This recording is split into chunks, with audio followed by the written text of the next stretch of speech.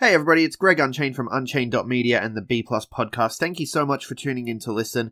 Just before we get to the show, I wanted to let you know that I'm aware that this show is late, and most of you probably won't even realize that because we go all over the place with all kinds of shows here, but I'm aware that it's late, so it's on my mind, and I wanted to apologize.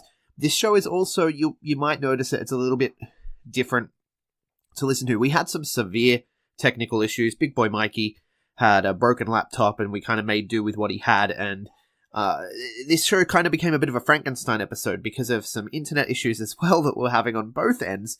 Internet cut out a few times and what have you, and we ended up with audio files that sort of overlapped, and we were talking over each other, and there were spaces where there shouldn't have been spaces, and so I kind of had to go through it piece by piece and sort of cut it together and listen to my track and go, okay, I was saying this, and then listen to his track and go, okay, that makes sense here. And I just kind of had to cut and paste the whole thing. So it's kind of, at some points it might not sound like a proper conversation. It might sound a little bit Frankenstein-y. Just so you know, that's because we had a bevy of technical issues, and that's on top of some medical issues that I've been dealing with as well, that forced this to be delayed and also a little bit Frankenstein-y. So it's worth listening to just for the... And if you can pick out some of the spots where I had to make major edits, I'll give you a candy bar or something. On with the show. Ladies and gentlemen, this is the main event of the evening.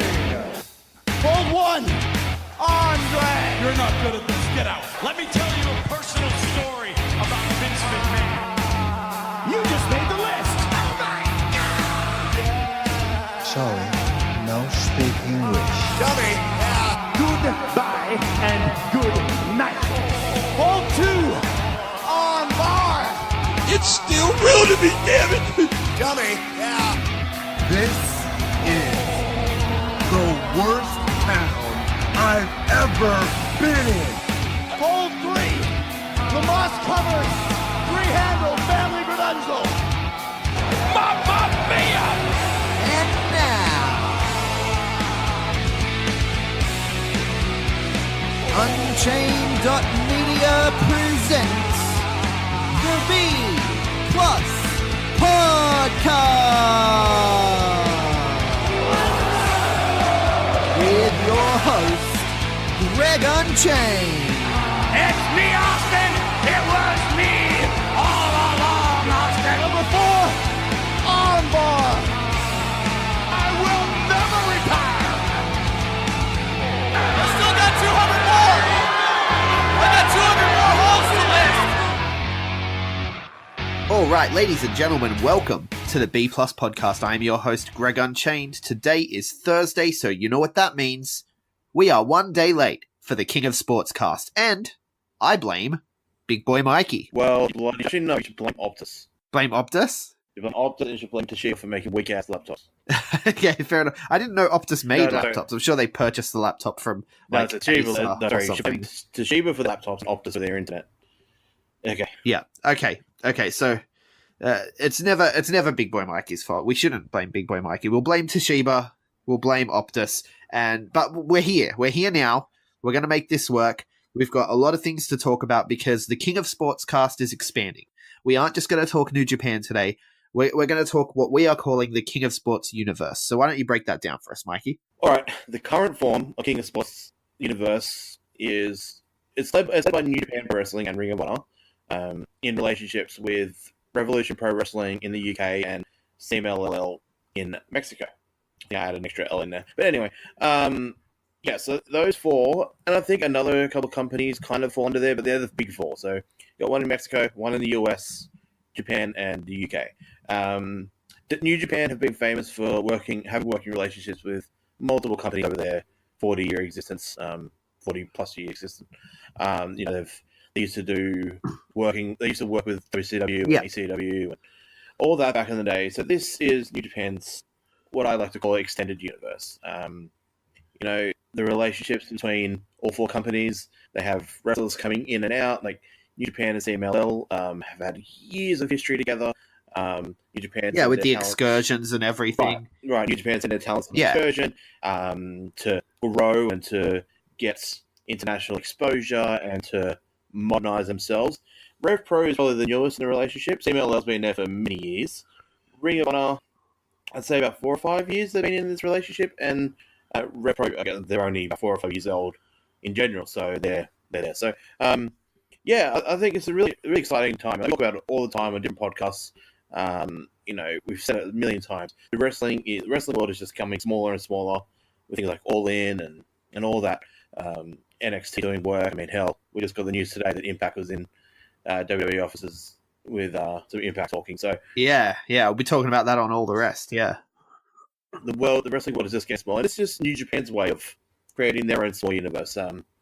So yeah, and so we're going to talk RevPro, we're going to talk CMLL, we're going to talk New Japan, we're going to talk Ring of Honor, and it's all going to happen in one podcast. Now, the first thing I want to talk about, just quickly, and I didn't have this on the run sheet because I'm the worst, but there has been talk that the Ring of Honor and New Japan relationship may not be continuing after the Madison Square Garden show. Have you heard about this?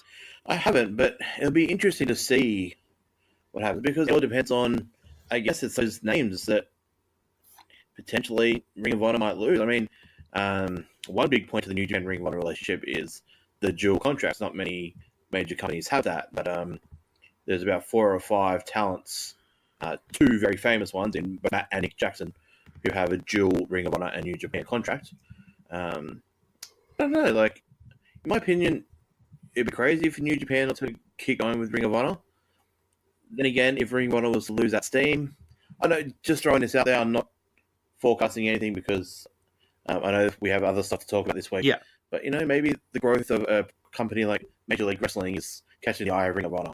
Maybe Major League Wrestling becomes that American base for them. Who knows? But well, I mean, look, at the end of the day, though, Ring of Honor are superb at building talent. So even if they lose talent, like they've been losing talent forever, Right. I don't think that it's gonna hurt them too badly in the long run. But I think losing the arrangement with New Japan, I think you might feel a bit of sting from that. Ring of Honor have had working relationships with Noah, Dragon Gate, and New Japan over the years. So maybe it's on Ring of Honor's side of things. Maybe they want to keep it fresh. I don't think once New Japan get in a relationship, they're usually pretty comfortable with them. That sounds, we're talking about relationships, but it's true. Like, New Japan were on WCW's side for nearly 10 years. They just got comfortable there, and then when the booking started getting a little bit, how's it going? They sort of moved into ECW territory, and I don't know. But they've always had a relationship with CMLL. They never had one with AAA. So it's interesting. I don't know, but I hope not. Right. Well, that brings us to our first talking point, though. CMLL, they had a big show this week. I am Anniversario 85. Anniversario 85. Mate, I'm so glad we get to talk about CMLL.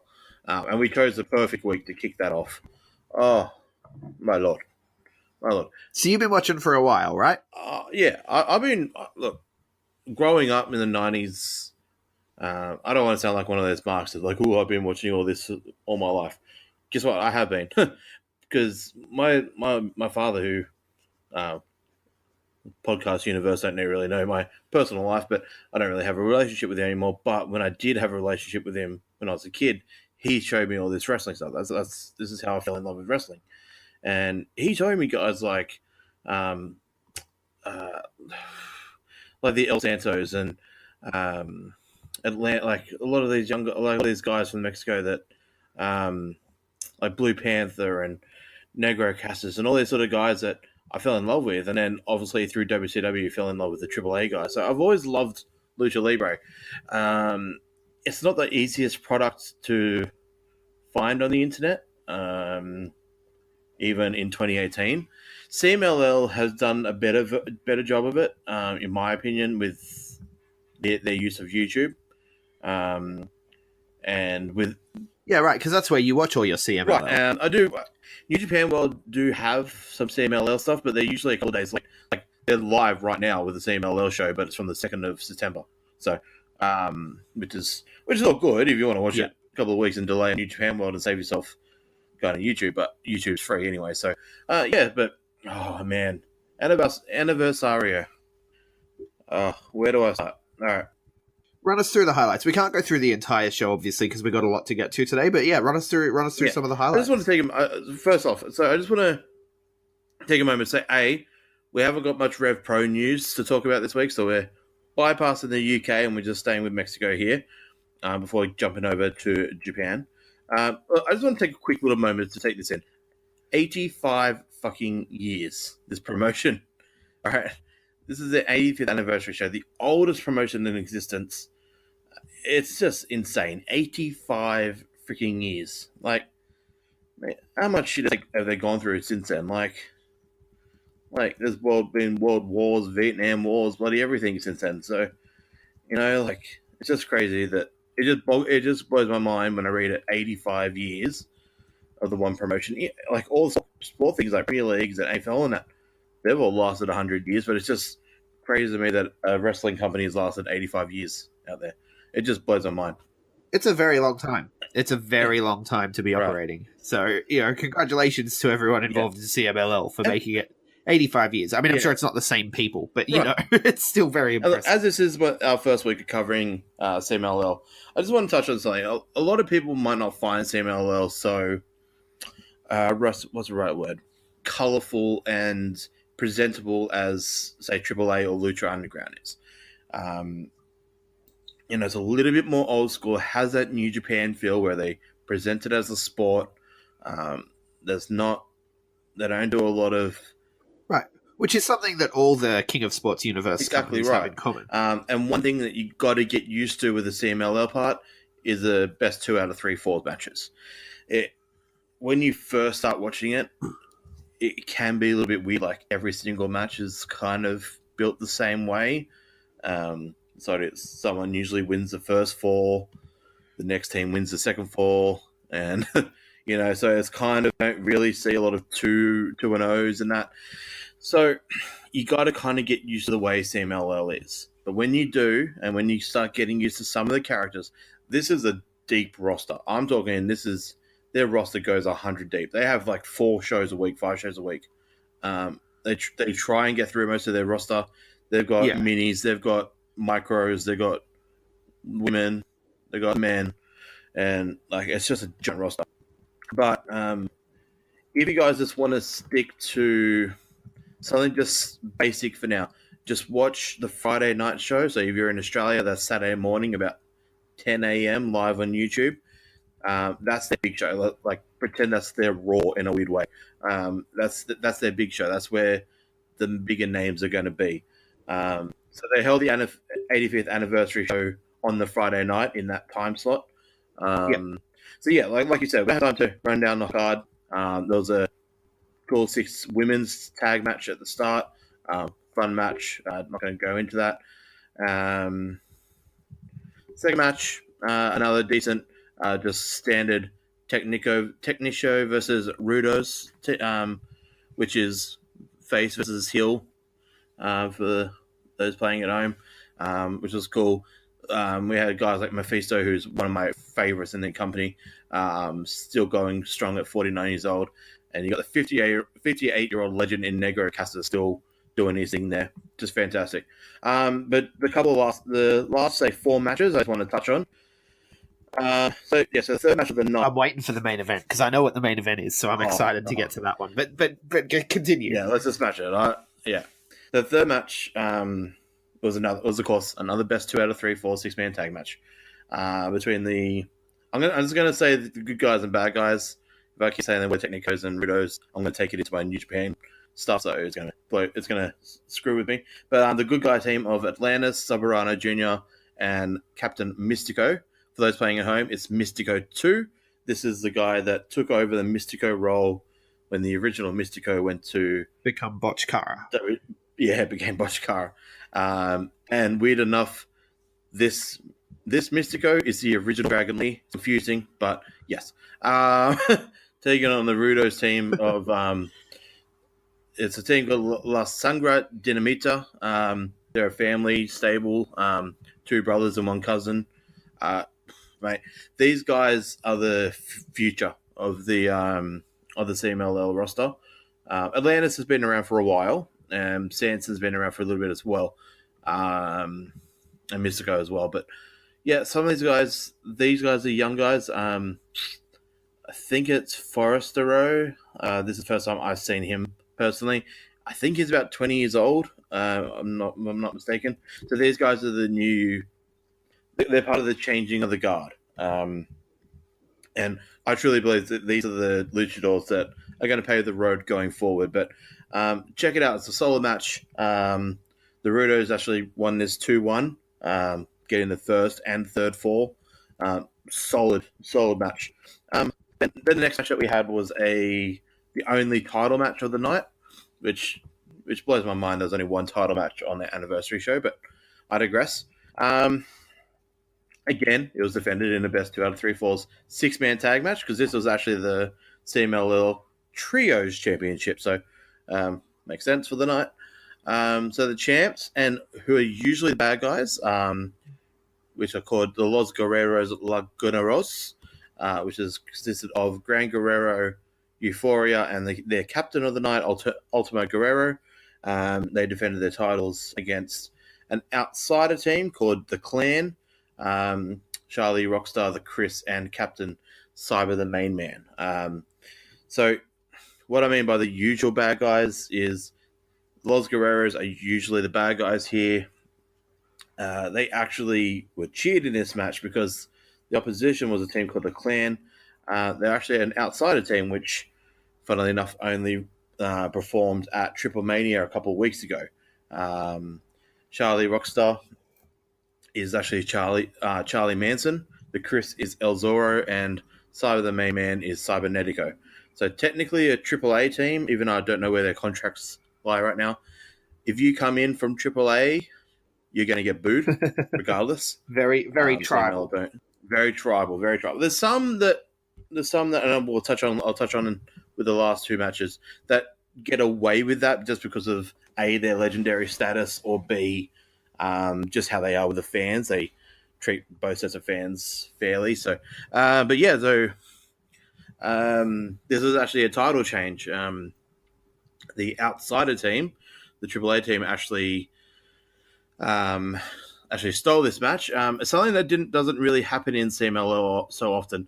The guys, Cyber, the main man, the captain of the Clan team, actually cheated and used the ropes to put his feet up for leverage, and the ref counted the 3.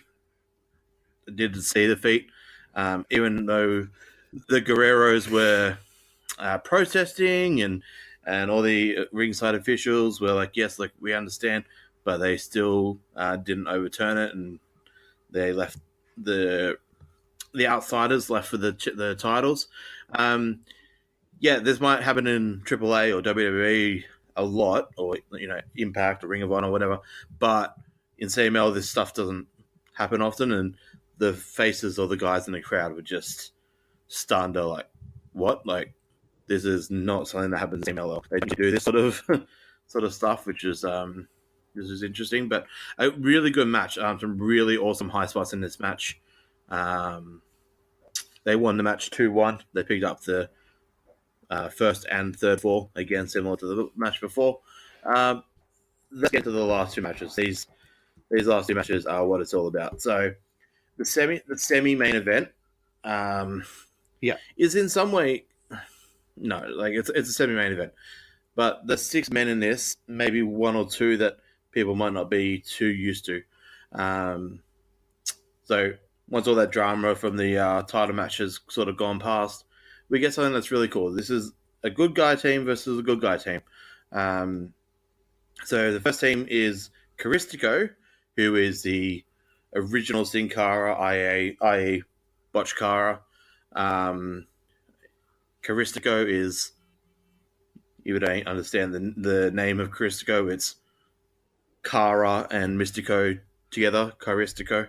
Ah, that's where he got it, Caristico. Yeah. Right, that makes sense, yeah. It's a way that he doesn't get sued using Sin Cara in Mexico. He uses Sin Cara some other places, I'm not sure, but anyway. He teamed with El Hijo de LA Park, and the captain and El Hijo's father, the original LA Park himself, as they took on the team of Diamante Azul, who's, man, he's built like, I don't know, he's huge. I love that guy. And he tagged with, they're called Los Lucha Bros in CMLL, and that's Captain Penta El Zero Miedo and King Phoenix. Yep. Um, Who people might know as And Pentagon or Yeah. Pentagon Jr., Penta L0M. Yeah, the Lucha Brothers. Yeah, so this is awesome. So you got two of the hot. Who, by the way, just quickly, good news. It has Ooh. come out that Court Bauer has talked about the fact that they have signed with him through 2019, so they are going to be sticking around in MLW. You got to assume that means they're sticking around in Impact as well, possibly in Lucha Underground. Yeah. That's a little bit different, but they're not going to WWE, as the rumors would have indicated a few weeks ago, which is good news for some, bad news for others. I personally think it's great news. I'm so happy. Court Bauer, I love you.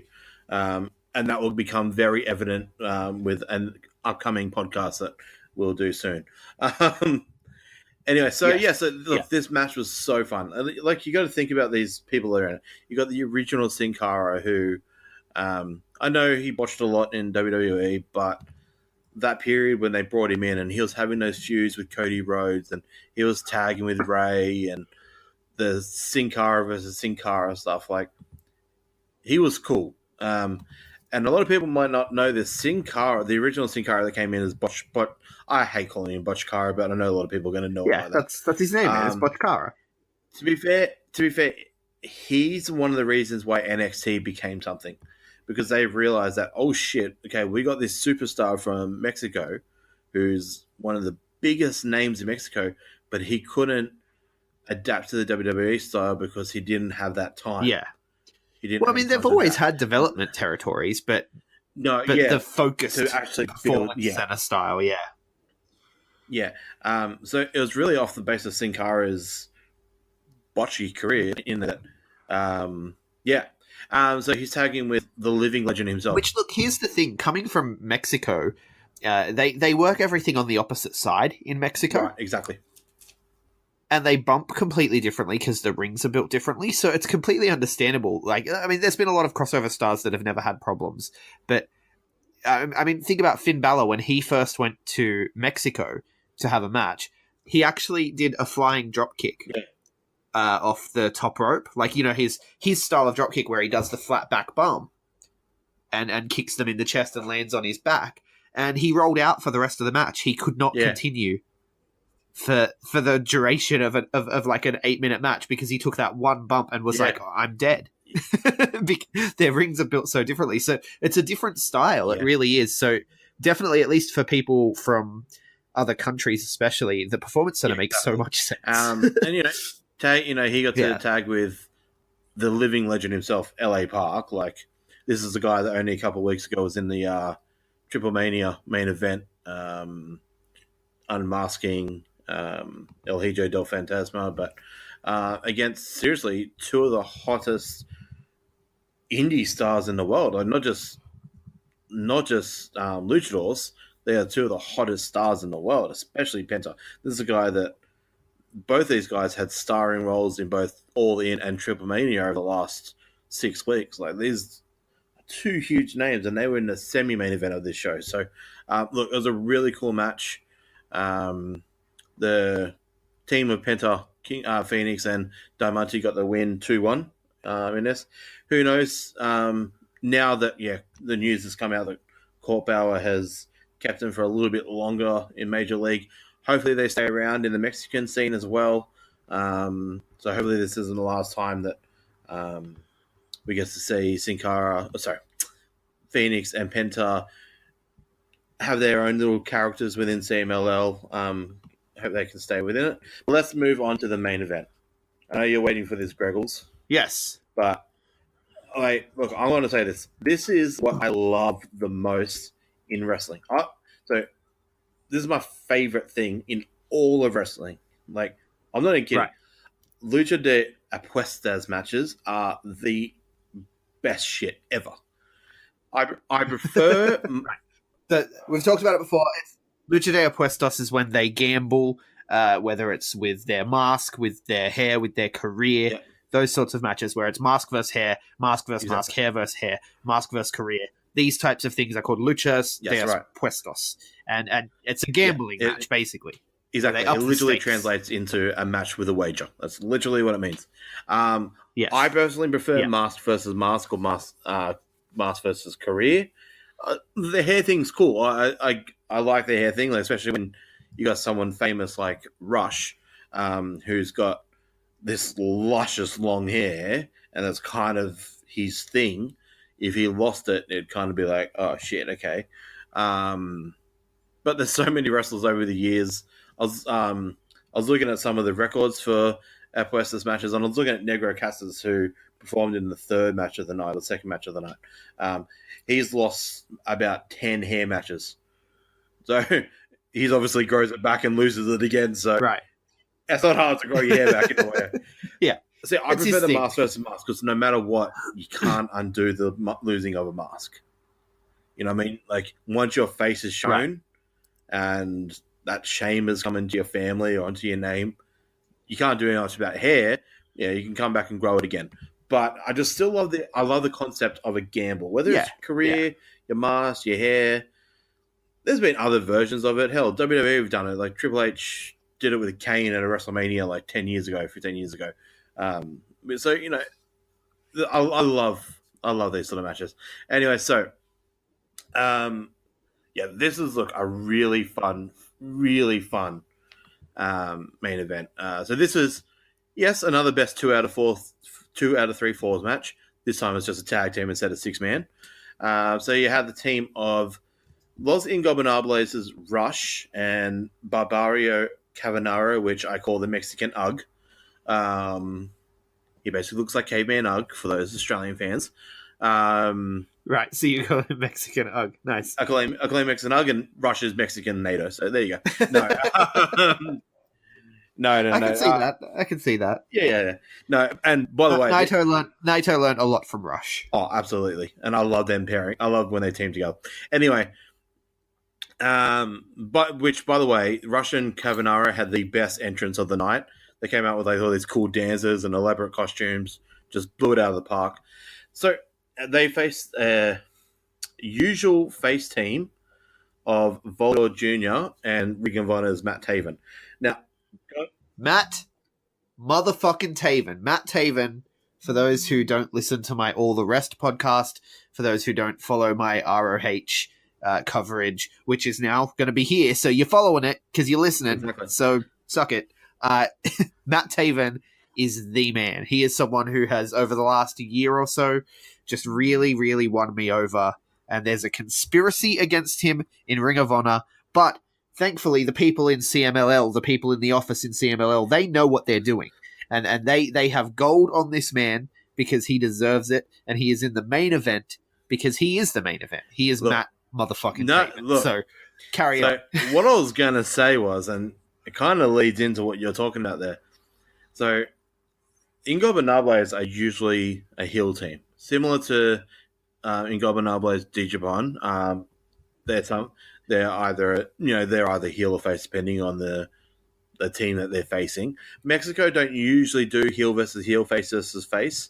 Right. Mexico, unlike Japan, they're very rigid with their technicos and rudos. Right. Like, they still have like the separate locker rooms. Right, exactly right. They do the technico because you got to understand the culture in Mexico around lucha libre is very much. It's like it was way back when, it's real. These people are superstars. Back in the day, if you saw Villano 5 walking around with, say, Blue Panther or someone like that, like, they get killed. Like, they're actually, like some of these Mexican guys used to have to get, like ushered out of the building, so they usually get attacked because they were so villainous and it was awesome. Anyway, so Los Ingobernables in Mexico are usually a heel team, and Volador Jr. is usually a huge babyface. Going back to what you were saying about Matt Taven, CMLL fans don't like Matt Taven. You don't like Matt Taven?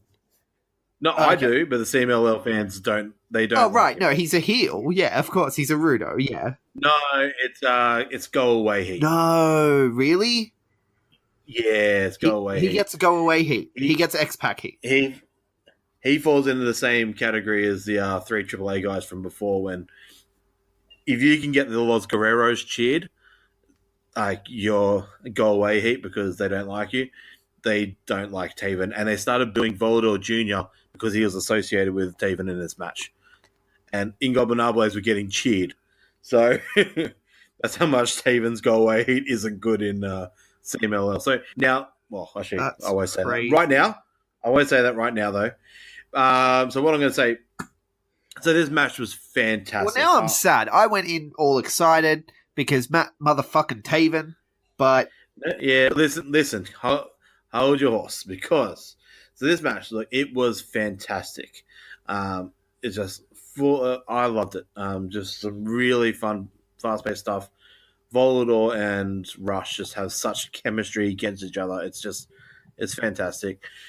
So going to the third fall, they were locked up 1-1. Rush got the first pinfall on Volador, then Taven got the second pinfall on Rush, so they were 1-1. A lot of really epic back and forth action between both teams. The finish came when Taven went to go for a disaster kick on Rush. He missed and hit Volador Jr., allowing Rush to hit the J Driller on Volador Jr. as Taven wasn't expecting it, and he got the final pin. So that means that the team of Rush and Barbario won. They got to keep Rush got to keep his famous and very luscious hair. Barbario gets to keep his long mane. So they're intact. Both Volador Jr. and Taven had to have their head shaved. Volador took his punishment with no drama. He's experienced in this stuff. But once Taven realized he had to have his head shaved, he turned on Volador Jr. yeah.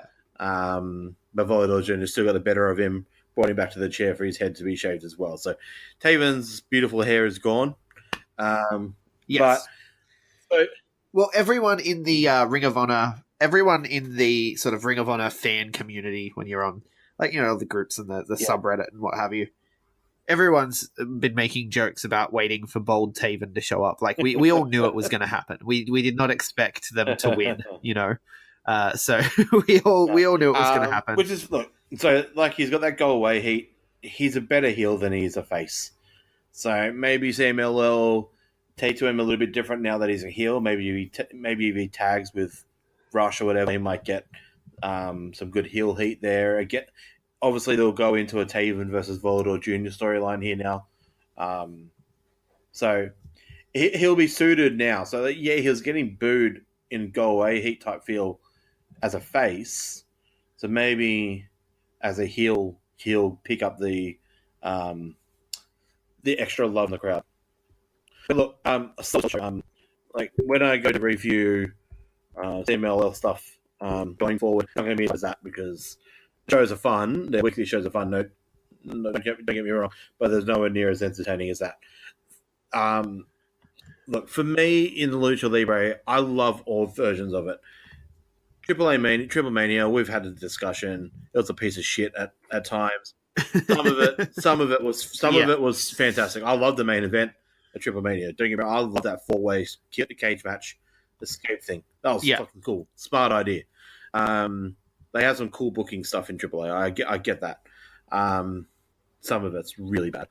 But CMLL, for me, it's my favorite one because it's got that Lucha Libre. It's got that real sport feel to it, like New Japan presented us as well. If you watch some of the shows, you'll see the New Japan guys come in from time to time, whether it's a guest spot, whether it's an excursion like Kawato. Hirai Kawato is currently there wrestling as Kawato's son. He'll come back to New Japan soon. One of the other guys, like a Red Narita or something, will go off CMLL, learn his trade there or something like that.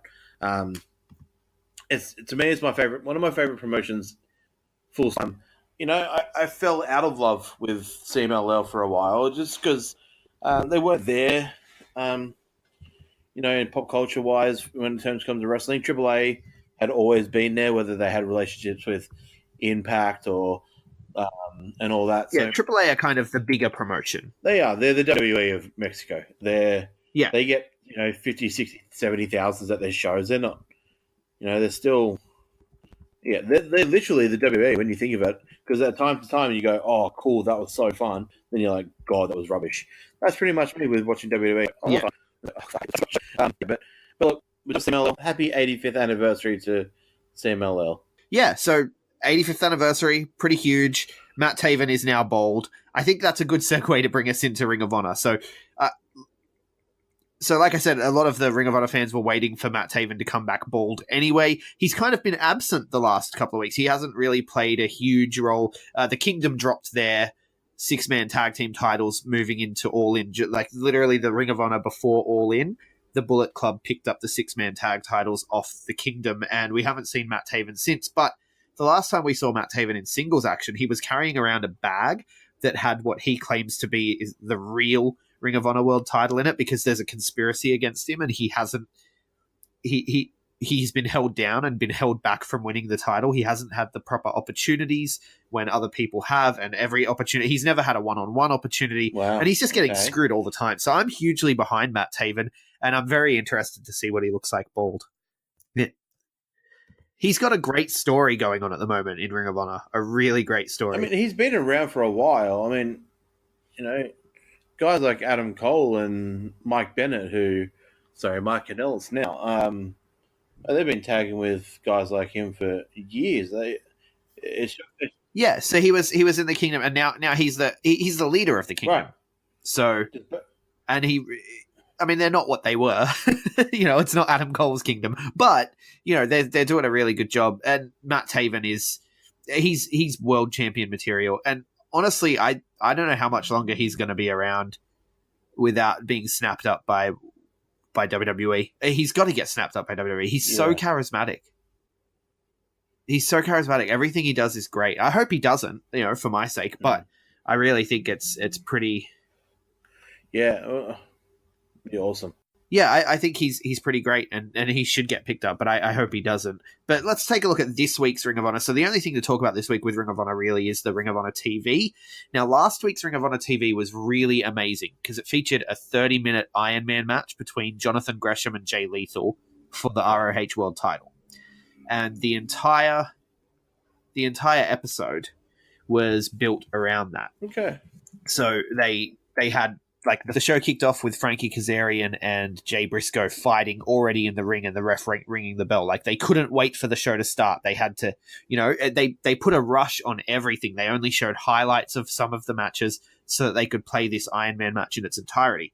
And this week was the exact opposite of that. It was promo, enhancement match, promo, main event. So it was like 80% talking, which is unusual for a Ring of Honor TV episode. But at the same time, it was kind of refreshing because they did a lot of work setting up Death Before Dishonor, which going into this week's TV, I actually said on last week's podcast, I don't know what's happening for Death Before Dishonor because I stay away from the spoilers, as we know, with shows that are taped. I stay away from that. And so going into Death Before Dishonor, which is only a couple of weeks away, I'm like, there's been no build, really. I can point to certain things. Obviously, we have the SCU versus the Briscoes for the tag team titles. That has a really interesting story as well because SCU need to win the titles or else they need to win the titles by the end of the year. If they don't have gold around their waists by the end of the year, they're going to be fired from Ring of Honor. Okay, I like that story. Yeah, so they've really got a lot riding on this, and they're up against the Briscoes, and it's, classic rivalry. So you've got that going in, and we knew that. We also knew that Chris Sabin was the number one contender for the television title against Punishment Martinez, but they haven't really done anything to build that. He won a number one contendership match, and then they looked at each other. Punishment Martinez came out to the stage and stared him down. You know that old spot? Yeah, fair enough. And that was pretty much the only official build we've had for Death Before Dishonor before this week. But this week, things started to go at a rapid pace. So Jay Lethal kicked off the show with a promo about his favorite matches he's had in Ring of Honor. And he mentioned, his matches with Samoa Joe, his matches with AJ Styles and such. And then he adds this Jonathan Gresham match to the top of the list. He says it's his favorite match he's ever had. I really recommend people go back to last week and watch it. Sign up for Fight TV, ZEZ1041. That's the code. That'll get you $15 credit. It'll give us $10 credit. And you'll get to see Ring of Honor TV each week for free. You'll also get to see Championship Wrestling from Hollywood, which now features Cody Rhodes. You'll get to see all sorts of great stuff on there for free. And you'll also have $15 credit to buy yourself a pay-per-view. So sign up for Fight and watch last week's main event on Ring of Honor. this week's was really good too, but last week's especially. This Iron Man match, like Jay Lethal said, it's his favorite match he's ever had. And he lays it out, though. He's like, it made me think that I want to have more matches like that. We don't need a story. This is Ring of Honor. We just need two men standing in the ring wanting to be the best. Okay, no, that's interesting. So he lays out an open challenge, not just to the boys in the back, but to anyone around the world. If you want to, come get it, right? And then immediately on the screen, yeah, Will Ospreay. So Will Ospreay answers the call. Lethal accepts. We now have a title match for Death Before Dishonor. Finally. It was a little bit hokey because obviously that's a promo. The Will Ospreay bit is a promo that's been pre-taped. It's not live. It's not like, hey, I'm here. Yeah, I'll do it. I'm not there. I'm Skyping in from Japan. Like, it's, obviously someone in the truck has this tape and they're going to play. So how did Will Ospreay know there was going to be an open challenge? But put that aside because wrestling isn't wrestling. We're getting Jay Lethal versus Will Ospreay at Death Before Dishonor. Yeah, that's awesome. Yeah, that's awesome. I saw the I saw that match get announced. That's awesome. I'm a Will Ospreay. Yeah, and look, Will Ospreay won his the first time he ever wrestled in Ring of Honor. His very first match, he won the Ring of Honor television title. Yeah. So it's not that far-fetched to say he's in the caliber of people that could come in and just win the world title even without having wrestled there much, you know? Right. He could absolutely do it. I don't think he will. I think my money would be on Jay Lethal. I think that's the safer bet. But it's absolutely possible that Will Ospreay walks out Ring of Honor World Champion. So it's going to be a very exciting match. And that started the night on Ring of Honor TV this week. We got some SCU and some Briscoe promos just to remind us that was happening. And they're going to have a 6-man tag match because last week Punishment Martinez put himself involved in that little feud as well to sort of even the odds because there's 3 members of SCU and only 2 Briscoes. So he sort of sided with the Briscoes there. Then we get, like I said, an enhancement match. So Tasha Steelz, who's just a random Women of Honor jobber, against Sumi Sakai. Sumi Sakai ends it quickly. Brandy Rhodes is on commentary. I still am not feeling Sumi Sakai as Women of Honor champion. Okay. She all she does is come out and have matches. There's zero story. There's zero reason to care.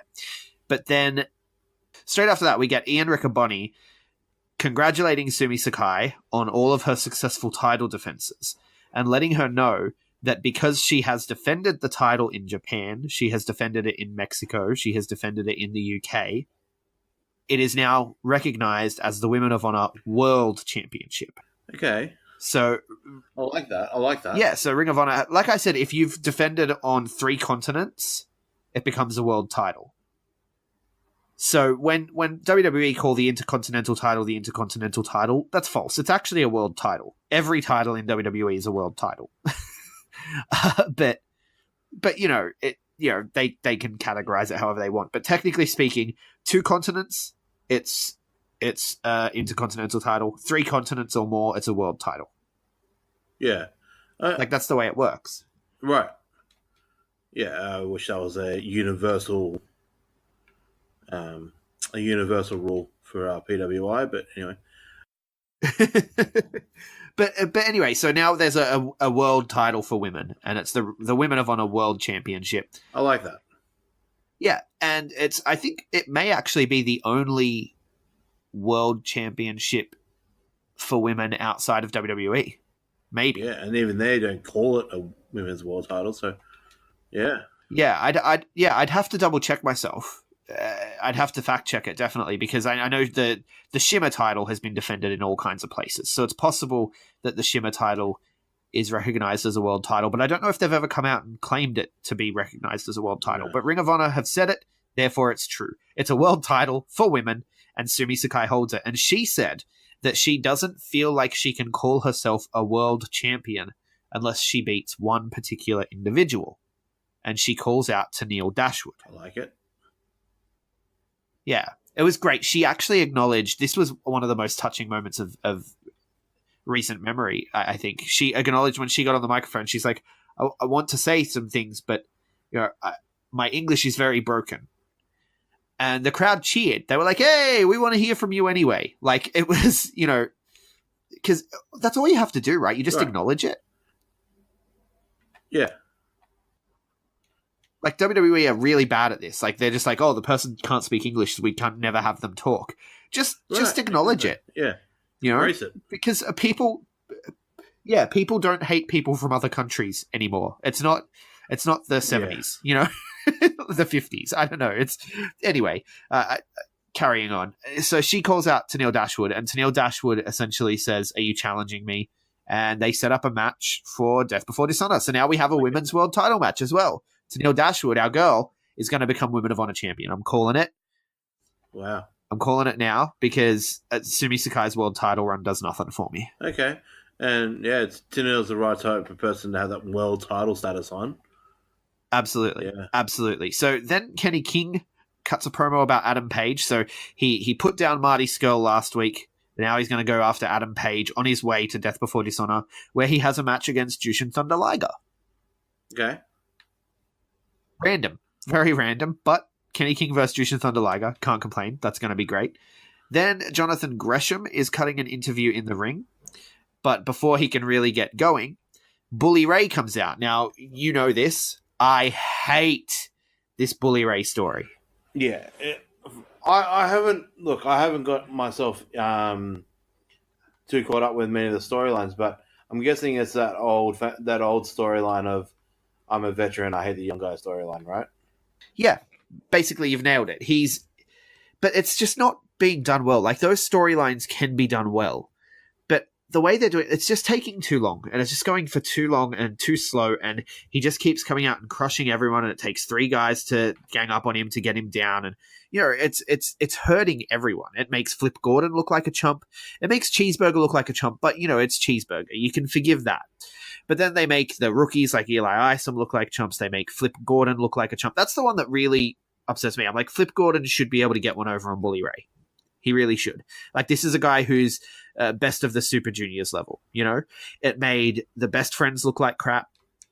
Chucky T. Chucky T's a veteran. He's not even a rookie. He's not like one of these young kids, And he looked like crap because of the way they've booked this. It's just low blows and then beat the hell out of him, and Bully Ray's not taking anything seriously. And then Trent Beretta came out for the save. That was how Trent Beretta made his return to Ring of Honor. But it just makes everyone look like crap. And then they have Silas Young get involved, and Silas Young looks like he might be siding with Bully Ray, but then Bully Ray turns on him because he's like, you're pathetic, like you couldn't do the job or whatever. And then now Silas Young is like sucking up to Bully Ray and trying to get back into his good graces, or at least that's what it looks like because he comes out to help him here. So, yeah, Bully Ray comes out and attacks Jonathan Gresham, and they made Jonathan Gresham look like crap too. They agreed to a match, and this is right off the back of a 30-minute Iron Man match where he went toe-to-toe with the world champion that the world champion acknowledges is his best match he's ever had, right? Yeah.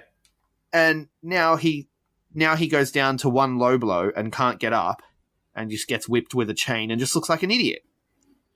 Yeah. Just looks like an idiot because this is what Bully Ray does. You agree to a match, right? They agree to a match, and he says, once I beat you, you have to shake my hand, right? And Bully Ray's like, okay, right. I agree. Let's have this match. And they go like they're about to lock up, and Bully Ray kicks him in the nuts. Now, Jonathan Gresham, you've been watching the product. You know what Bully Ray's shtick is at the moment. You know he's going to go for the low blow. Catch the fucking foot.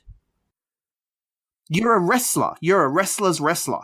He acknowledged in the promo, he was like, I can't beat you in a fight, but I can beat you in a wrestling match. So let's have a wrestling match. So be ready to fucking wrestle. Yeah. Like, what were you doing, man? Yeah. It's just poor booking. Study Zack Sabre and Minoru, how they block Yano's low blows. Go on, man. Yeah. No, because he could have done that. Absolutely. He could have, like, caught him with the legs and then rolled through into a crucifix or something. He's a wrestler. And his whole thing was, I'm going to out-wrestle you. Let's do this. And I know it's not his fault. I know he's playing a character and he goes out there and he does what he's scripted to do. But the people who are writing this story, this Bully Ray story, they're pissing me off because it's a terrible fucking story. It's just not good. And there's been no payoff. Like, so far, the only person who's really gotten one over on Bully Ray was Colt Cabana. Yeah. That's it. And And what are you doing getting Colt Cabana over? He's your color commentator. Yeah, and I love Colt It makes everyone on the roster. I know. Yeah, I love Colt Cabana too, but it makes everyone on the roster look like absolute shit. Yeah. So he does that, and then Silas comes out, and then Silas, it's like, oh, is he going to help Gresham? Or no, he doesn't. He attacks and helps Bully Ray. So then out comes Jay Lethal and runs them off, and they're going to have a tag match next week, right? So the tag match is going to be great, Right. but it's just one of those things where it's like it was just so poorly booked. And then I was going to say, did I hear you right in saying that Liga is going to be on Ring of Honor TV? No, he's not on the Ring of Honor TV. He's on Death Before Dishonor. Right. He's on the pay-per-view against Kenny awesome. King. Okay, I love that. I love that. Yeah. And Yeah, so he's on the pay-per-view. This match that they're building, this tag match, is for the TV. So Jay Lethal's going to have the title match against Will Ospreay on the pay-per-view, but on TV next week he has this tag match. And then you get the main event. So then you get a couple more promos. You get a Chris Sabin promo talking about Punishment Martinez. So they've done a little bit more build there, which is nice. But then we get SCU versus the Briscoes and Punishment Martinez. This was a really good match. I won't go through all the major spots. I'll just say tune in and watch it. It's like you could skip the rest of the show because I've just told you what happens. It's all set up stuff, and it's all set up stuff that'll be played in recap videos on the pay-per-view, right? But this match won't get recapped, and this match was really good. It was a really good six-man tag match, and it ended with the best Meltzer driver ever. really? You know Christopher Daniels' best moonsault ever? Yeah. And the Meltzer driver? Yeah. He did a best moonsault ever into the Meltzer driver. Yeah. Yeah, it was amazing. It was really good. They called it the best Meltzer ever, and they got the win, and it was really good. So next week we have Kenny King versus Adam Page, and we have the Bully Ray Silas and Gresham Lethal tag matches, and everything's starting to actually build towards Death Before Dishonor, which was my major point. It was a really refreshing episode coming after a week of all action. It was really fun. I really liked Ring of Honor TV this week. Okay, that's good. Except for the Bully Ray stuff. Yeah. That's good. I like that. Super Meltzer driver. I like that. Best Meltzer ever. Yeah. Best Meltzer ever. I like it. Yeah. Got to look it up, definitely. And that brings us around to the real reason we're here. Speaking of Meltzer. That brings us around to the real reason we're here. Destruction. King of Sports, New Japan Pro Wrestling, Destruction in Hiroshima, Destruction in Beppu, both took place, and upcoming we have, of course, Night 3 of Destruction, which takes place in... Kobe. Right, Kobe beef. How could I forget that? The terrible jokes about the Kobe beef, Kobe Bryant, Destruction in Kobe. So, Right. Yeah. Absolutely. Now... Let's just be honest about it. I actually did get around yesterday. I finally got around. I skipped Raw. I was like, I don't want to watch Raw. I want to catch up on New Japan. And so I watched the two Destruction shows. And honestly, really they were there was 3 matches worth really watching. Right. You know, most of the undercard on both shows were spectacular. But we'll start with, not a lot of talking point. One point for me that I just want to quickly bring up, as we're just going through along. Welcome back, Killer Elite Squad. They haven't missed a beat. They look fucking cool. They got some little bit new attire, like white and red or something like that. Yeah, they got new gear. They're looking tight. They're back. A couple of months ready. A couple of months ahead of. Is it just me? Is it just because I haven't seen them in a while, or are they both looking swole? They're looking swole. Like they've been working out hard. And I don't remember them ever looking this fit. Like they've always been fit dudes. Maybe it's just because you have a couple of months break for them. But then again, I've been watching Davey in Major League Wrestling, so I don't know. Yeah, right. Anyway, welcome back to them. I love them being back, ready for the World Tag League. My personal opinion is I want them to win World Tag League and go for the titles at Wrestle Kingdom, whether they win or lose or not. I don't care who's holding the titles. Well, I want them back in the title picture. They are just too good of a team to not be main card on Wrestle Kingdom. Another quick point from this one is Ayota Yoshida, one of the Kaientai Dojo's young lions, if you want to call it that. He's fantastic, and he's going to be a superstar. He's a step above a young lion, I think, because like on this Destruction tour, we've seen like obviously he does fill the young lion role occasionally in tags and what have you, but and like he's losing singles matches to like Chase Owens, so he's like a step below your Chase Owens and what have you, but he's still a step above the young lions because he'll beat them. Look, he's one of those guys that's going to come out of there's 2 training schools in this world that you got to keep your eye on, and that's Kaientai Dojo and. You always get the name right. It's Toyman in Mexico. I think that's Ultimo Dragon's one. These guys, they've got their dojos and they're sort of linked to all the different promotions in Mexico, Japan. And they give their talents to each of the shows and all that. I think Taka does a really good job with these guys. Yeah, like you said, he's a young lion still in a technical way. Like he's still eating. He's still a bit of a pin eater. But I think he's got that little bit more step, like you said, to go to the next one. He's ready for excursion. He's definitely ready for excursion. I don't know if he goes to Mexico or America, but I think that's something different. Anyway, I don't want to touch on too much of the undercard. There were a couple of story points that I want to pull out, just out of the whole tour, specifically these 2 shows. There were a couple of story points I wanted to pull out from the undercard. The first one was Will Ospreay and Kota Ibushi. There's something going on there where they're teasing either Will going up or Kota going down. We talked about it briefly before, but those 2 are having some interactions where it looks like we're going to pay off in a one-on-one match. I'm curious where it's going. I hope it's Kingdom. That's what I think too. I'm like, those 2 could be Kingdom, but then I guess, Tanahashi's going to possibly have Kenny at Kingdom. I really wanted it to be Kenny and Cody at Kingdom. I can't let it go. Yeah. I have to let it go. I do. I really have to let it go. But yeah, this Kota Will thing is interesting because, Will should be focusing and, they keep talking about Will should be focusing on the mini tournament for the New Japan title. New Japan Junior title, my apologies, sorry. He should be focusing on that. Instead, he's continues to focus on Kota. Like you said, I don't know whether he moves up to the heavyweights or whether he keeps talking about moving up to the heavyweights. But then, I kind of want to... Well, we both have Marty Scurll picked to win the junior heavyweight, right? I have Bushi and Marty Scurll in the final. Yeah, so... maybe after losing to Marty Scurll, he goes up to heavyweight. Maybe he does. I think he still has some years left as a junior, but if it's what he wants and it's what Gedo wants, then it's what's going to happen. I mean, he wrestles heavyweights every other promotion. He's going for the Ring of Honor World Heavyweight Championship. So, but it's not as strict anywhere else as it is in Japan. In Japan, they really stick to this weight thing, and it's kind of outdated, to be honest with you. But Japan is a very conservative culture, and their wrestling is, as an extension, conservative. It is what it is. Everywhere else in the world, though, there's not really a huge distinction between junior and heavy. Japan still want to give you that idea that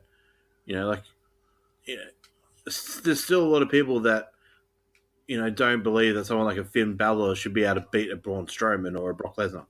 Like that's the mentality that no matter how quick or how agile you are, you shouldn't be able to beat a monster. Yeah.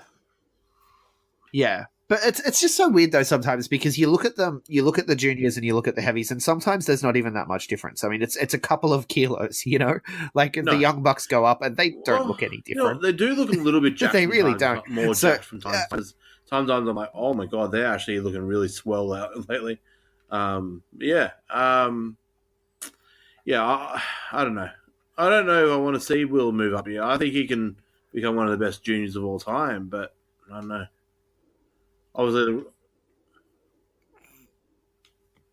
Yeah, I'm happy to see him move up because I think he can just become one of the best of all time. But I definitely think that it does look like they're heading towards a match. Hopefully, it'll be at Kingdom. Hopefully, it will. But I'm curious where it goes. The other major one I wanted to pull out was Hiroshi Tanahashi, Jay White, and Okada Yeah, I all like it. fighting over Yoshihashi. Right. Yoshihashi has become kind of a hot commodity. Because we know that Hiroshi Tanahashi, we've talked about this previously, he's been talking in the post-match interviews, he's been talking about setting up his own stable. Right? Which, to me, makes sense. I think this is going to be his last Wrestle Kingdom main event, and now it's time for him to take on that leadership role. He's going to take some younger guys under his wing, and he's going to sort of set up his legacy that way. And I think it's a brilliant story. I think it's great that they're doing it. He's been courting Yoshihashi very hard, and also I Adam like Page is another one that he's reached out to. Way of doing a Puestas match that we're talking about before in CMLL. Not only is the briefcase being put up, the contract for the main event, he's gotten Okada to gamble something, and I like that. I like that. So if he wins, he's going to continue on to Kingdom, and he gets his first new stablemate in Yoshihashi. Yeah, and I like that. And then you see, I'm loving in the matches with Okada and Yoshihashi, you see Okada get really, he gets affected when he sees how much Tanahashi cares for Yoshihashi. And I love that story. I think it's just fantastic, and I don't know, it's the little things, the subtle expressions on the faces when they look at each other, you know? Right. It's the really little things. But then Jay White is getting himself involved as well, because he's trying to bring Yoshihashi over to the dark side. Right. Right? You're trying to get him to use chairs, all the stuff that we saw happening throughout the G1 tour. Yeah.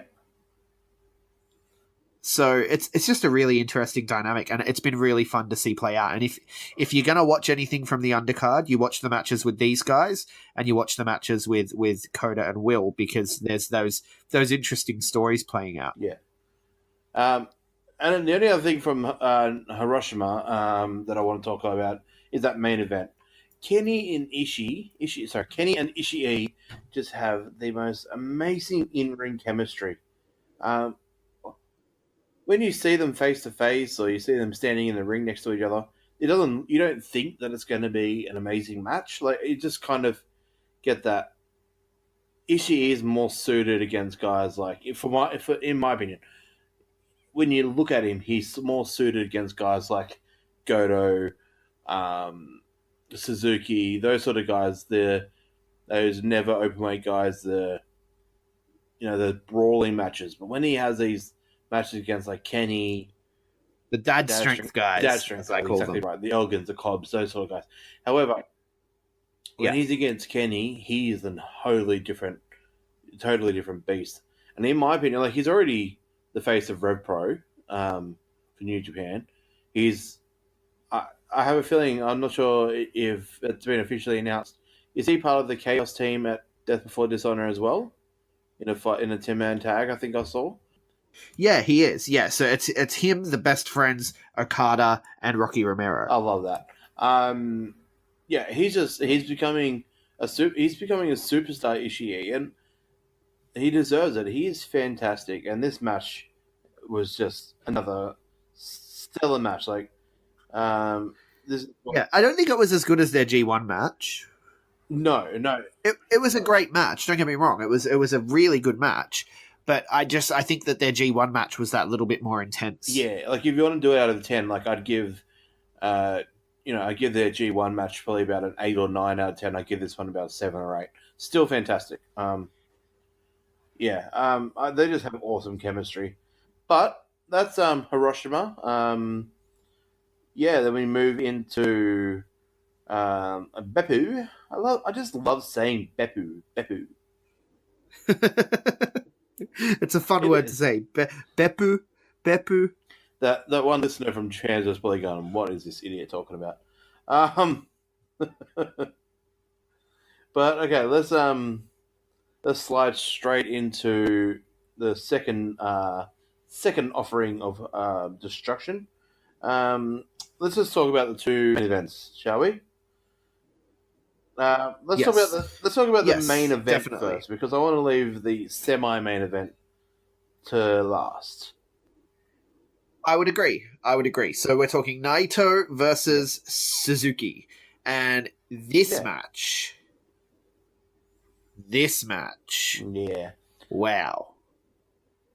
This match blew me away. This match was what I thought Kenny and Ishii would be. Like, I was watching Kenny and Ishii and I was just like, okay, this is a good match. But I watched this match and I was like, yes, that's why I watch wrestling. It's fantastic. Naito and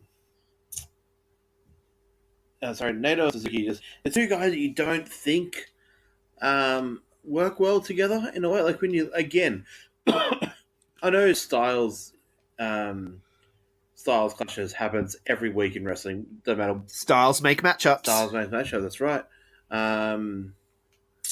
But yeah, when you look at Naito versus Suzuki, like I don't know what you're going to get from it. You know, Nato's, I don't know. So it's hard to explain that sort of when you see a one-on-one. You're like, I don't know. But God, they always they kill it. They kill it together. Just their character work between them both. This wasn't the best match between the two of them that I've seen. It was fantastic. Don't get me wrong. Wasn't the best match I've seen between the two of them, but it was so good. And I love that Naito went for the gotch instead of turning it into a powerbomb. And I was like, if he pulls off a gotch, that's going to be so cheeky. Like, you just did not steal moves.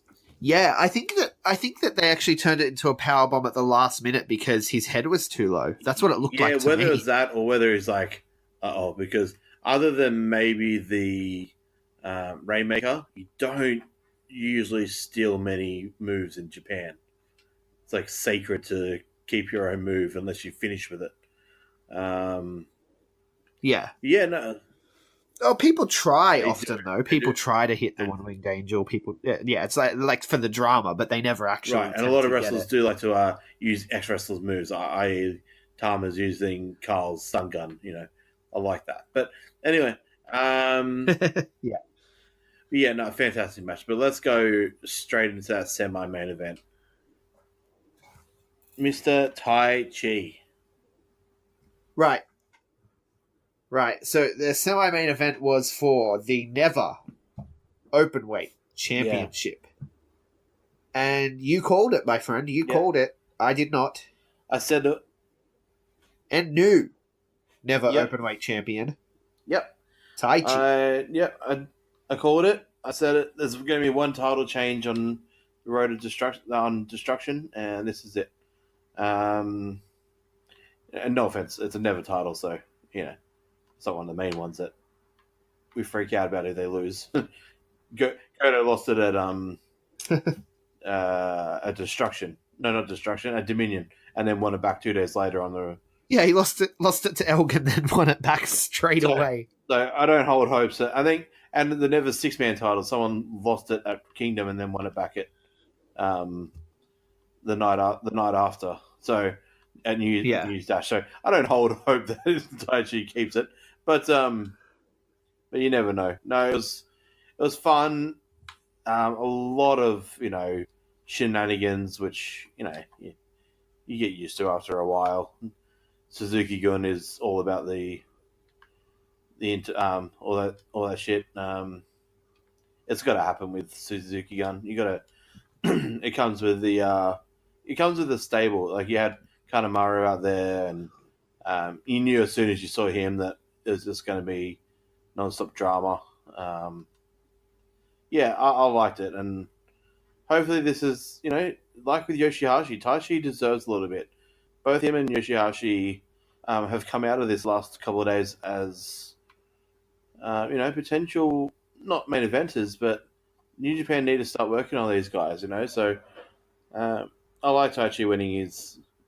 I think this is his first heavyweight title. Well, since he's moved up from the juniors. It's not a heavyweight; it's open weight. But since coming up, right, his first title run as a heavyweight. I don't know.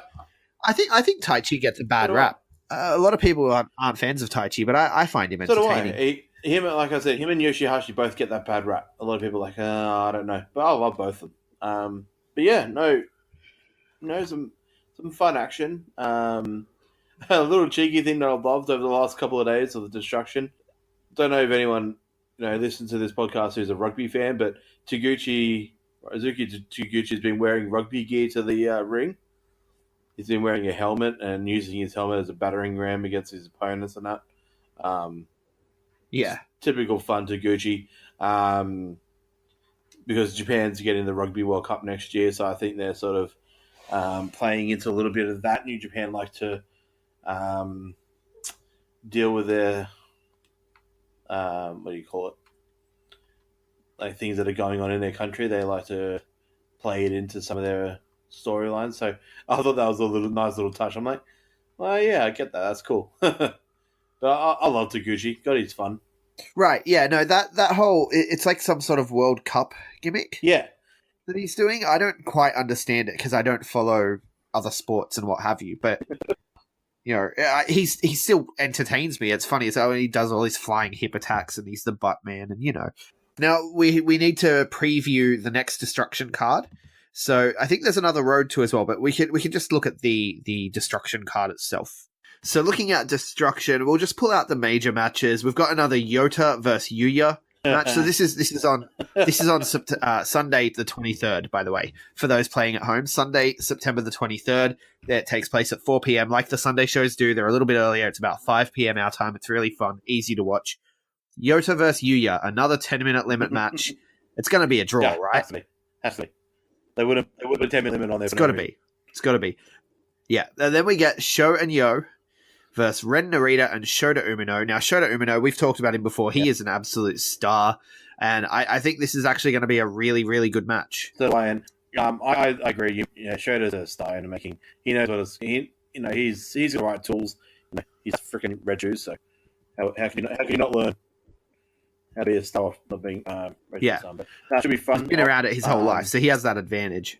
Exactly. Sho and Yo pick up the win here for sure. Oh, obviously. Yeah, obviously. Then we have Tiger Mask and Jushin Thunder Liger, the legends, taking on El Desperado and Yoshinobu Kanemaru. Yeah, in a non-title match. It's good to see Despo and Kanemaru tag as a junior tag against another junior tag. It's good to see. I think Desperado and Kanemaru... Actually, I'm going to go with Tiger Mask and Liger in this because Tiger Mask has picked up 2 pinfalls over the last 2 nights in... Hiroshima and Beppu, so I'm going to stick with Tiger and Lee. Yeah, I'm going to go with them as well, and then I think they will have a title match that they will lose. But I think it's a good little thing to do on the road to Tag League. Then we have Ayato Yoshida joining Taguchi Japan when he tags with Raisuke Taguchi, Tomoaki Honma, and Togi Makabe to take on Manabu Nakanishi, Yuji Nagata, Satoshi Kojima, and Hiroyoshi Tenzin. Yes. Who do you pick here? I'm going to go with Team Nagata or Team Tenzin or whatever you want to call that one. 7 legends and Yoshida. What a great role for Yoshida to be in. He's in the ring with 7 legends. Yeah, and he will be there to eat the pin. Oh yeah, absolutely. But I'm going to stick with Kojima. Then we get the match of the week sleeper for me. This is a big one. The Best Friends versus the Killer Elite Squad. Chucky T and Beretta take on Davey Boy Smith and Lance Archer. Yeah, their match, either Hiroshima or Beppu, gotta remember now, was fantastic. This is going to be better. I love seeing these tag matches, getting more exciting for the tag league coming up in probably about 6-7 weeks now, but it's all starting to build. Right. And something I want to talk about briefly when we finish this preview. Yeah. Because I have something to say. But I'm going to go KS on that one. Yeah. Yeah, I think Killer Elite Squad pick up the win there. Then we get Toa Henare, David Finlay, and Juice Robinson taking on Chaos team of Will Ospreay, Yoshihashi, and Jay White. Yeah, this should be fantastic. Henare. Oh no, there's 2 pin eaters. Oh, okay. Henare and Finlay. Finlay's a pin eater. Yeah, Chaos definitely win this. This should be fantastic. I think Yoshihashi gets a pin there. Still for the night. Yeah, Chaos to pick up the win. Then we have LIJ versus Suzuki-gun. So Sonata, Evil, and Naito versus Taka, Zack Sabre Jr., and Minoru Suzuki. Ew. I'm going to go with Suzuki-gun on this because Naito got in Beppu. So I think Suzuki can get one. I can see that happening. Maybe Zack Sabre Jr. gets one back on Sonata from the G1. Yeah. Then we get the first match in the IWGP Junior Heavyweight Championship Tournament. Remembering this is the last 4 available IWGP Junior Champions. Someone said that to me the other day. It's like, no, it's not. Ricochet obviously. have opportunity with Hiroshi. Yeah, they're gonna have a one night arrangement with NXT to bring Ricochet back. Like, come on. Come on, people, think about it. But no, so this is the last 4 available champions. I'm gonna go with the upside and go Bushi or Kushida on this one. Yeah, we agree. We think that Bushi makes it to the final in a tribute to his friend Hiromu Takahashi. Yeah. Yeah, he'll probably bring out the jacket and there won't be a dry eye in the house. Yeah, definitely. Hopefully the rest of LAJ stay ringside after their match and maybe on his side or something. But okay. Then we get that huge main event. Very huge. Tanahashi versus Okada for the IWGP Heavyweight Championship match at Tokyo Dome for the Rasa Yoshihashi. Right. Which is kind of weird that we're gambling on a person in 2018. But, Yoshihashi is a grown man. He can make up his own damn mind. But, let's do it this way. I think Hiroshi Tanahashi wins just because I'm excited for the story of his stable. I'm excited for the story of him versus Kenny Omega that I've laid out before on this podcast. Go back and check it out. I think that Tanahashi retains the briefcase and moves on towards So do I, but in saying that, this is a huge thing with Tanahashi. He has not beaten Okada. He didn't beat him in the G1, remember that.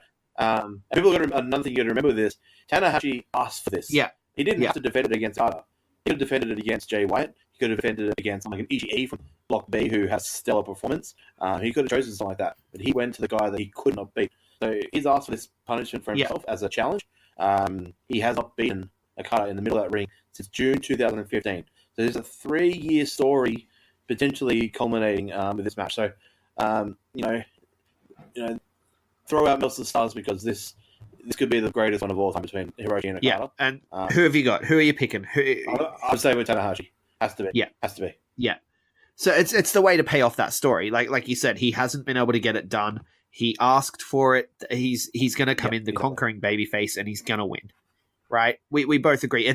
I would imagine the match may actually go to 59 minutes. Because it's a 60-minute limit, and I think that they may try to tell that story of it's going to go to another draw. It's going to go to another draw. I don't know. It probably won't go 59 minutes, but it'll probably go well into the 45, 50-minute range. Think about this. What happens if it's a draw?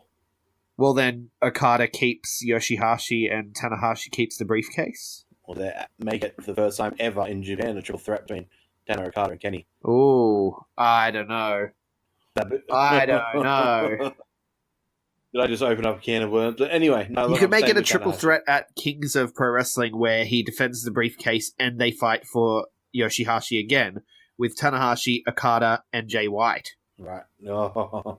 Right? Throw Leadership of Chaos in there too. Maybe Hiroshi Tanahashi's not going to start a new stable. Maybe he's going to take over Chaos. Wow.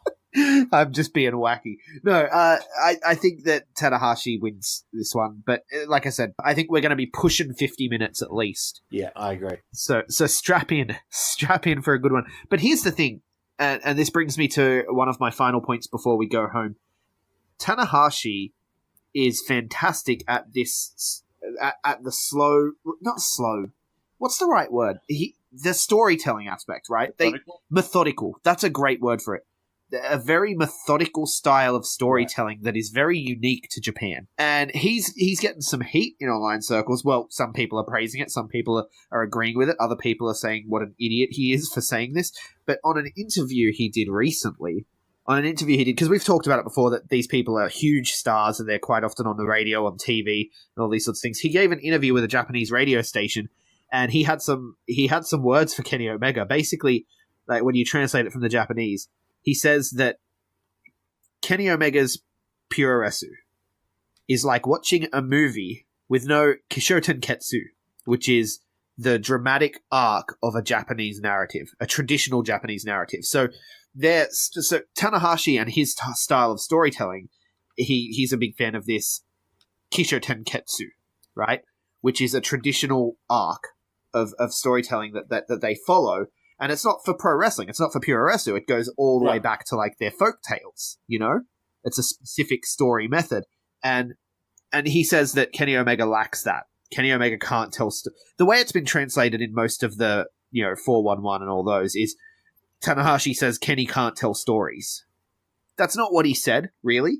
What he said was Kenny Omega can't tell Japanese stories. Yeah.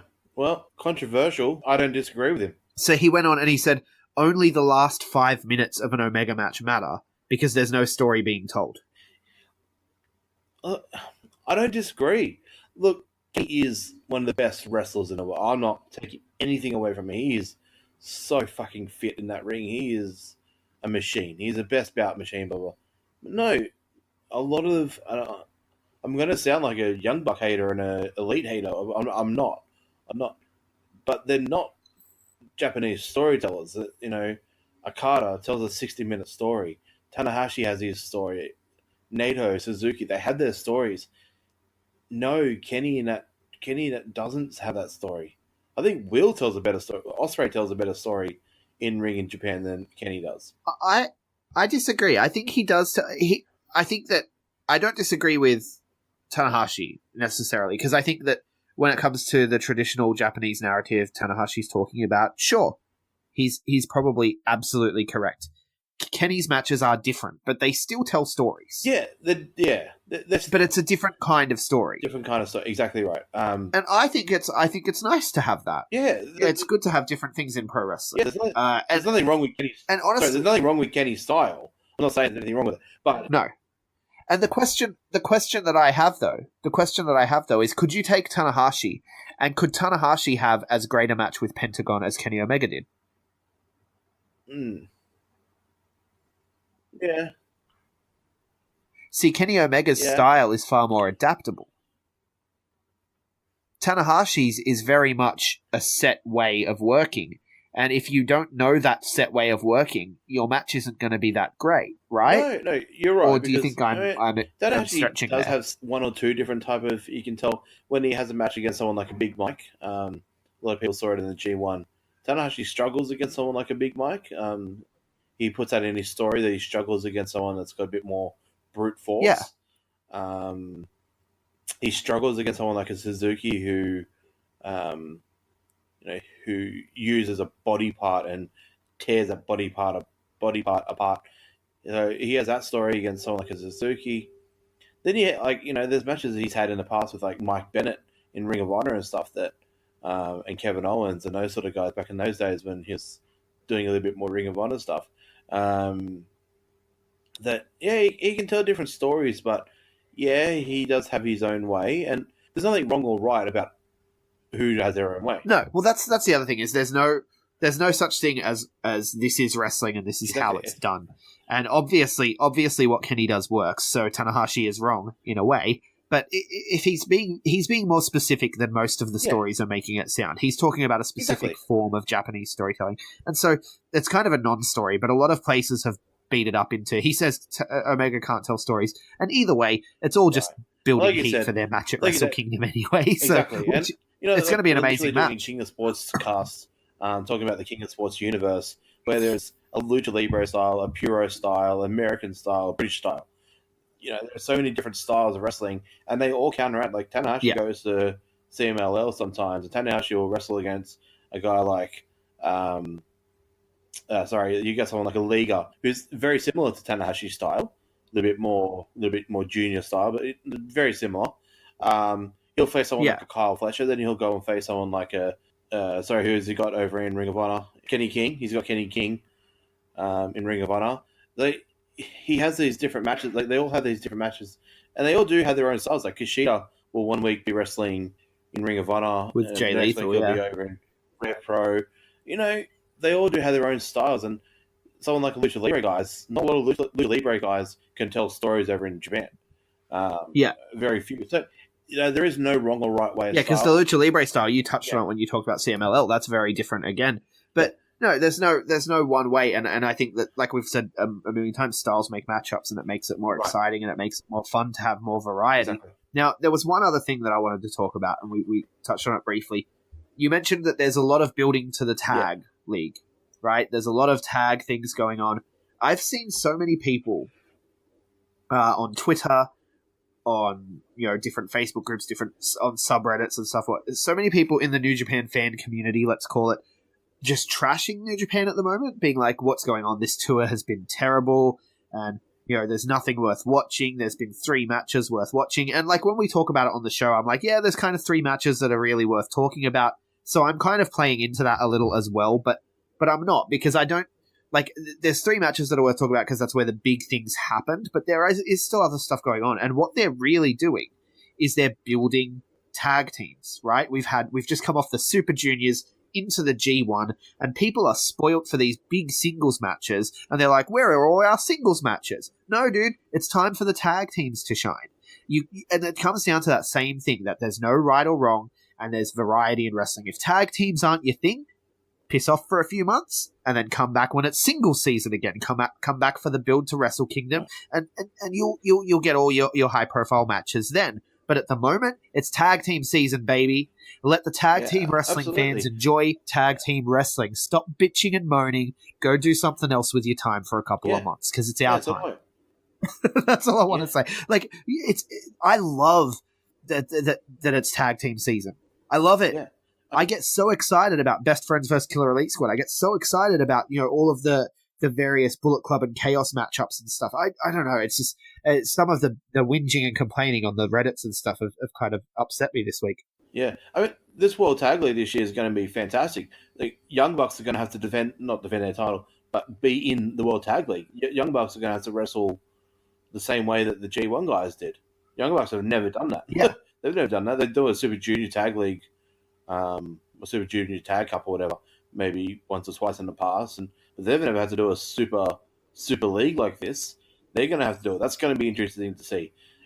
If Tanahashi wins, Tanahashi won't be involved in it. But say Tanahashi gets Yoshihashi, it'll be Tanahashi and Yoshihashi as a tag team in there.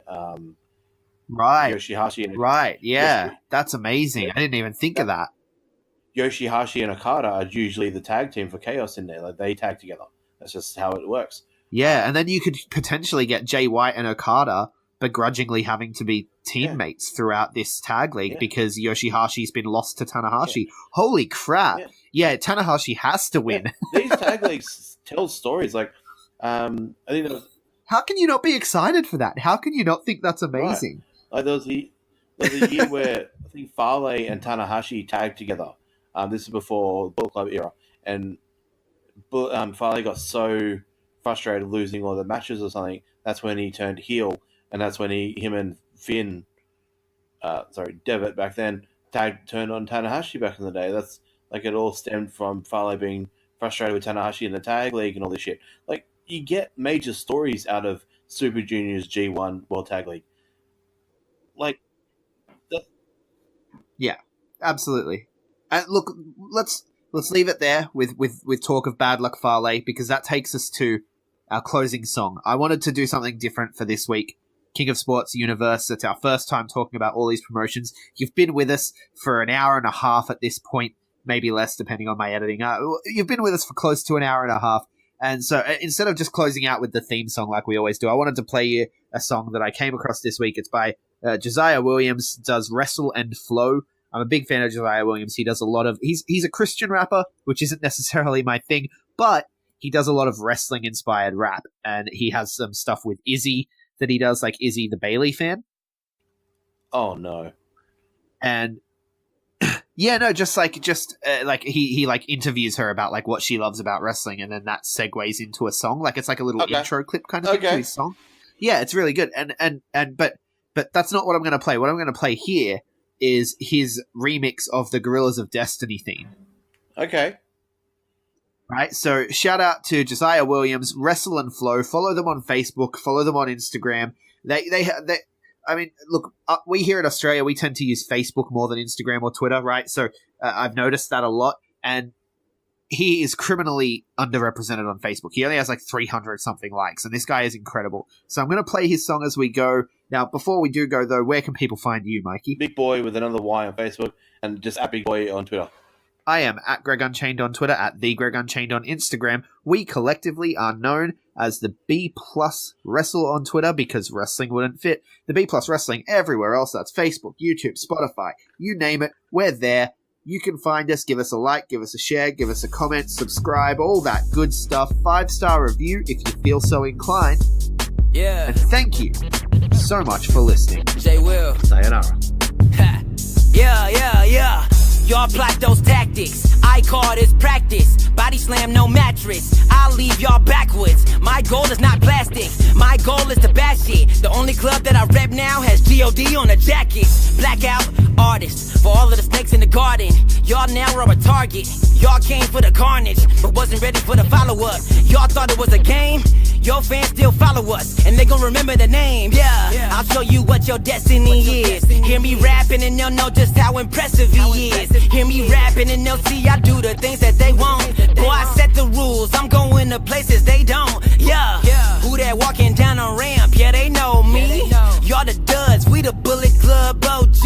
They recognize that it's time to get ill. Shut it down on the mic every time, yes I will.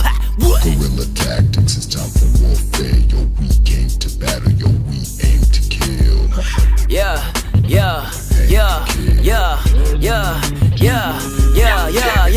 Guerrilla tactics, it's time for warfare. Yo, we came to battle, yo, we aim to kill. Ha, yeah, guerrilla tactics.